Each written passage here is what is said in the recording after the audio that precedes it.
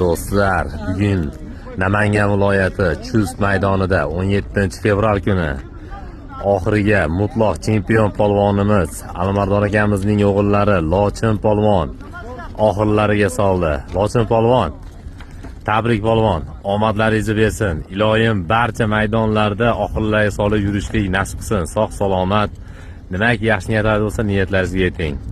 Qulluq bo'lsin, bardavom bo'lsin deymiz. Hoji aka, tabrik. Juda ham xursand bo'ldik. Omadlaringizni bersin iloyim. Omadlaringizni bersin. Do'stlar,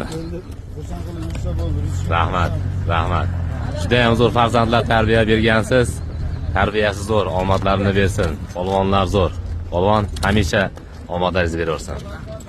Dengiz bilan. Bugun juda ham dahshat bo'ldi.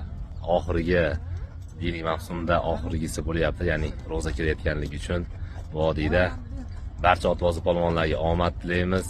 Sog' salomat chopishsin. Yaxshi kunlarda ko'rishdik nasib qilsin. Sog' bo'linglar, omon bo'linglar.